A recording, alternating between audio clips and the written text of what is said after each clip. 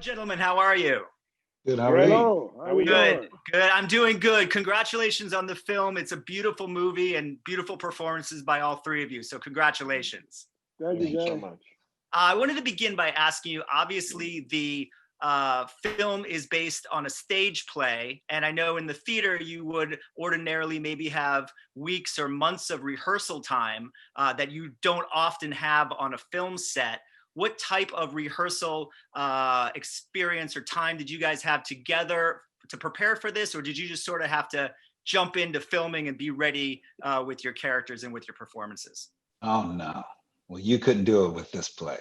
Right. That was Mm-mm. that George C. Wolfe demanded. This is a top of the line theater director who knew the kind of work that we needed to do to achieve the work on film. So we had to rehearse it like a play. Had 2 weeks of rehearsal, 2 glorious weeks. Usually you get about three and a Yeah. half weeks in the Right. theater. But you said months. I'm like, I don't know what show that was. I've been in the theater for 30 years. I ain't never had 2 months to rehearse no play. Yeah. What months? Yeah. I don't know. I'm not an actor, but We got 2 weeks. We got 2 weeks to get in Okay. there and do dramaturgical work, get to know each other, get the work in. And it's precious weeks because you want that time. You want Right. time to go down the right path, the wrong path, the winding path, to know everything and deconstruct the play, open it up, and then bring it back together again. So that's what we had, and it was a beautiful period. for Glenn and Michael, tell me a little bit about getting prepared to play musicians. What sort of preparation did you need to do? And also sort of the beautiful music that Branford Marsalis lends to the film as well. Well, fortunately, we were given coaches. I had a coach here in New York for about two or 3 weeks, who is a bassist with the jazz company. And then when I got to Pittsburgh, I got Bob Insco, another great jazz bass man. And and Coleman can talk about this too, how we didn't know how much we had to learn of the instrument, how familiar we had to be. And so, of course, you'd be home assuming, and certainly I was, I'm going, they're going to come in here knowing how to play these instruments. So I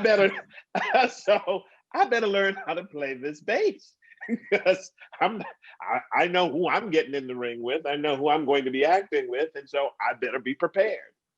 So it became the case of dedicating myself to make sure I would not be the weak link in this band, that I would know my instrument as well as I could and be able to play those songs. And then the rest was through the process of rehearsal and interaction and playing with these incredible actors. And we rehearsed for eight hours every day, and we were all in the same hotel in Pittsburgh. And after that, you've been working all day, and then you go to the hotel, and I get off the elevator, and I'd hear down the hall, I'd hear doom, doom, doom, doom, doom, doom, doom, doom. That's Cox still rehearsing, still practicing. Oh my God, he's still at it. Yep. I'd run in my room, open the door, turn on that television, I'd sit down there. So, because like you said, everybody wanted to do their best, to do the very best. I was fortunate enough to have Billy Mitchell here in Los Angeles working with me. And then, of course, Bradford Marsalis, who would help me in Pittsburgh. So we had a wonderful, wonderful time. Yeah. And you can't ask for better than those two guys at the helm. So much so that I'm still trying to keep my hand in on this piano that's at the house that has finally realized that it's a piano and not a picture frame. You want to keep those ivories tickling. Ivories tickling. Right, Yeah. exactly. So it's been a wonderful experience. Yeah. Well, I wanted to ask all three of you if you could talk a little bit about, there's a beautiful reaction shot in the film right after Levy gives his monologue about his mother. There's a reaction shot of the three of you that I just thought was stunning. And I was wondering if you could talk a little bit about that sequence, and as well as maybe give me a little snapshot of what your experience was like working with Chadwick Boseman. I think those scenes, you're required to truly listen and respond, because I think that let's just say that working these August Wilson monologues and scenes, it is such a tricky dance, and you just have to have your ears open, and be open to it, and be surprised by what's coming at you. And I think the look that you see is like, we didn't know all that. You didn't know what operating system a person had. You were just taking them as, first of all, you're late. You're coming in with these shoes. You're disrupting what we have to get done. So every given circumstance, you're just in it for that bit. You didn't set up the whole arc. And so by the time you're receiving a monologue like that, you have to take in the information as new and let it. There's something that George said, which I thought was fascinating. He said that everyone tells their story in Ma Rainey's Black Bottom or in August Wilson plays because they're telling your story as well. So you give room to that, so he's telling that story, but we all have our Black trauma. Yeah, right. So we just, that's why people are allowed to speak for 5 pages long, because that is also your story. And when you take a breath and take that in. So I think that's what our characters are experiencing. You opened up ourselves to your trauma because we also have our trauma. Absolutely. So that's what I think, yeah. And working with Chad was a true delight in every single way. He's our 4th band member, and he is powerful and joyous and inquisitive and deeply human as anyone else. So we had a great time together. Michael, Glenn, is there anything you'd like to add about working with Chadwick? No, I think Coleman summed it up. He's a daring guy, so unassuming in terms of, if you think of the celebrity that he had at this time in his career, coming off of one of the hottest pictures ever, worldwide. He could throw that hat in the room at any time that he wanted to. That could always enter the room ahead of him, but it never did. He always came in with a sense of self, and an appreciation for being where he was and not taking anything for granted. So for that, he was a young man who deserves all of the kudos that you have to give him. Absolutely. I mean, it's that thing Viola says. He didn't make his presence the event. He came to an event. He came to help create the event, as opposed to trying to make himself the event.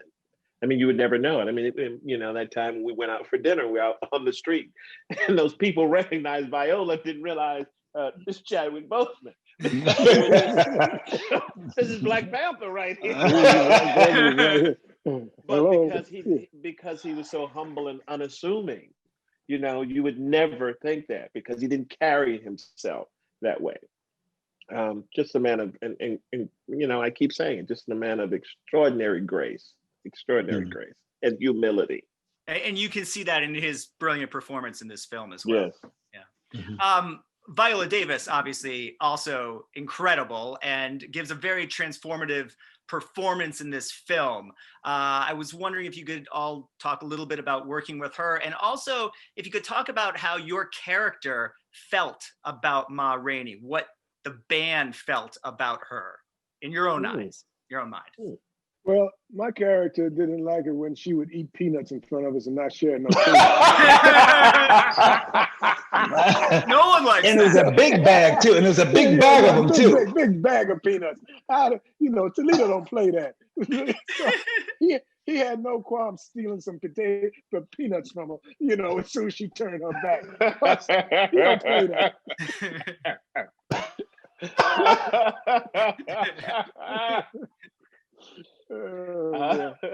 I think Slow Drag is terrified of her. Is that what was the bit? Well, Coleman, your character really seemed to, while she and Levi as well give him trouble, he really seemed to genuinely, and maybe this was your performance, care for both of them, even if he couldn't necessarily control them or stop them from causing trouble. Is that somewhat accurate? That is absolutely accurate. I think he did care for Levy, sort of like in a brotherly way, like he's a younger brother. He wanted to protect him and almost protect him from himself. I think he felt that responsibility. I think he felt that responsibility as the band leader. He's just trying to get this operation to work. He is Ma's proxy, and he's also the one who goes in to try to help Ma from herself too. You know, he's like, so he's willing to go in. He's got to go into the lion's den, and he's got to put his head in the mouth of the lioness. Yeah, you know. But he realized that's his position. That's actually his position, and it has to be done with a lot of care and a lot of love for everyone. He wants everyone to win, because even at the opportunity when he could have like said, "Yeah, we need to get rid of Levee," he protects Levee. He says, "You know, Levee's all right. He writes good music." So I love the idea that you get to know who a person is when they're outside of the room and they're talking about someone. You see in that scene that he cares for Levee as well. He wants Levee to win, you know? And so I think that that's also that's very complex. I love that everyone has all these different notes they're playing. So they're not just, you know, one way being headstrong about something or not, you know? Absolutely. I also want to ask you, all three of you, about what it means to you to be in this film and as actors to get to say the words of August Wilson. It's a dream. Every actor dreams of being able to do a role that expresses us in the fullness of our humanity. Something that Black characters don't get to do on a regular enough basis or regularly at all. And August Wilson gives you that. He gives you he gives you the challenge, and he gives you the opportunity to bring your full selves, your full understanding, and he gives you the charge to find it authentically and to find the truth, to mine the truth. And so when you get to do that, and you get to be a part of the experience of Ma Rainey with everyone, with all of these, you know, genius children putting this thing together, it's quite extraordinary and quite gratifying. It becomes one of the seminal moments in your life and your career. Glenn, do you feel the same way? Well, yeah, certainly. It's an acknowledgement that Black playwrights don't often get, and Black actors don't often get to acknowledge. You know, Streetcar Named Desire with Brando, going from the play to the motion picture. Well, we don't get that kind of luxury in our storytellings, our playwrights, you know. And so for this, one of the few opportunities to cross that bridge and for us to be a part of it, for me to be a part of it, is seminal, you know. And it's like, whoa, this is, you know, this can go down in history as an opportunity that's gets to share a play that is, everybody knows that is brilliant, but now the world was able to see it, as opposed to the few thousands of people who saw it. Thank God they saw it, but even more so that the world will be able to see August Wilson, and that I'm able to contribute to that experience is just, you know, wow. Hey man, I must have done something right somewhere, you know. I don't do much right, but I must have done something right somewhere, you know, to get the opportunity to do this, you know. That's right. You must have been living right. You must have been living right. Coleman, I just wanted to also, before we end, just ask you to talk a little bit about working with George, and what was it like watching him execute his vision for this project? It takes a moment to get into the mind, the great mind of George C. Wolfe. He is a man of such intelligence. He's way ahead of you. He's already he's thought about it, he's read about it, he's digested it, he's spewed it out, he's digested it again, he's created it, and then he wants you, and so he's got so much size of knowledge about the history of context, the Great Migration, musicianship, you name it, because that man, he absorbs all of it. And then he in the room, he wants you to know as much. He wants you to also wrestle with it as well. And once you think you know it, to unknow it as well. So, which is, I think it's fascinating. I think what I love about George, and it's funny, is in the beginning, you have to get your mind ready for it, because it's a lot coming at you, to be very honest. It's a lot. Yeah, but then once you, and we all know it, he's got stories and things, and you're like, I'm trying to catch up. I need to learn my lines, learn this music, all Yeah. this, and catch up with you, who has been living in all of this. So that's, so you have to get on that train and be willing to be challenged with what you know, what you don't know. He's going to push you. He's going to push you like the way he's supposed to. Like even if you're a little resistant at times, because every artist could be a little resistant, because you're like, this feels good to give this much, but you want me to give this, and you believe I can go for the triple axel every time? I just want to give you a double. I thought a double will work. I thought the double will get the people going, but you want me to land a triple every single time. Okay. And he demands it, and he truly demands it, and I really respect him for it, and I'm so grateful that we've had a director like that to guide our steps. Especially, listen, we've all been in the business for a long time. Someone who's going to get in there and challenge you, and who's fearless, and that because he challenges himself. That's what's brilliant about George C. Wolfe. Yeah. And to even jump in on that is that, and he's willing to learn from you too. Mm-hmm. He's, he won't just say, do it this way or this way. This is what I want, and that's all. And you may be, no, if you do it a little different way and he finds that there's a truth in that, he'll go, I like that. He goes, good, do that. But Michael, what he says is, I like that. I hate that I like that, because it's you and not me, but I like it. But I like it. Because it's beautiful. He doesn't decorate you with so much, that he stops you from working. Every so often he'll just say, give you a little, that was good. You're like, what? And it happened so fast. You're like, did I imagine it or did it really happen? Because he doesn't want to. Yes, go for it. Unfortunately, guys, we're out of time. I'd love to talk to you guys all day, but congratulations on the movie. Glenn, I loved you in Fargo. Congratulations on everything, guys, and have a great day. Thank you. Thank you, James. Thank you.